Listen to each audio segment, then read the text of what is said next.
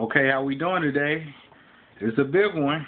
Now, before I start the story, I just want to be totally transparent, and I want to be kind of, I don't want to give my opinion. I kind of want to put the news out there, kind of say go with it. I want to be transparent, though. I want to say everything before I go into this. Obviously, you see the title. This is FCC Family Christian Center in foreclosure, mega church in Northwest Indiana. I used to be a member at this church. I'm going to put that out there, and I had a disagreement with the church. I want to be impartial, but at the same time I want to be transparent. I had a disagreement, but I had nothing but good things. Well, I have some disagreements with anybody, any man. With my best friend, I have some disagreements, but I got nothing but love for Pastor Steve and Kent, Ali, everybody there, Jonathan, Jahid, all of my FCC family, Jay, whoever, Crystal, everybody, Susan, Tam, everybody. I have love for everybody there. But just saying the news, and I want to be transparent. I want to put that out there. And a lot of people know there are some things I don't agree with what he does. Some things I will go into that on this video. Some things I won't. But I just want to put everything out there. So everything is known. I don't want somebody to comment, well, he's just saying that because, or he's hating on FCC, or he feels this way just because he thinks that, I want everything to be known. Okay, now, I will say this, like, Pastor Steve has taught me a lot.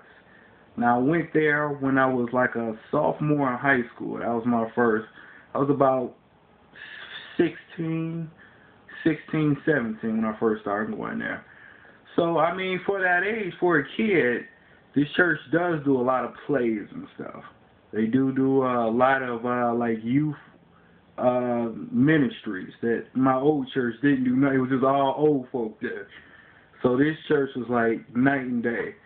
And there are a lot of things I do agree with him on. Like you hear a lot of pastors saying it's easier for a rich man to pass through a camel's eye, or how do you say it? A camel to go through the eye of a needle than for a rich man to enter the kingdom of God. But then, what does the next scripture say? A couple of scriptures after that, it basically says, but with man this is impossible, but with God all things are possible. So that one little scripture changes the meaning of that. Basically he's telling you something, it's impossible to do that, but with God all things are possible. So that changes what that means. Now, I don't know if you got that. The next time you hear a pastor or somebody say that, you could tell them, but with God, all things are possible, because that's the next scripture. So that made me just look at being rich, having money, and having prosperity differently. Pastor Steve showed me that. Now, that's something I agree with what he's saying. It's not a sin to be well off or to have money. But then what I don't agree with him is the whole atonement offering thing. And the whole, if you don't give your 10%, your 90% is cursed.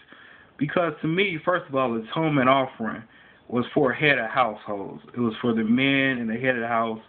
It wasn't for women to do. It wasn't for single people. Like, I gave the offering a couple times, and I shouldn't have, I don't have a household. I'm not the head of a household because I'm not married or, So just being transparent, just saying some things I agree with, some things I don't. Reason for me saying that. Now, going into the facts, the church is in foreclosure, owing over $750,000 in mortgage payments.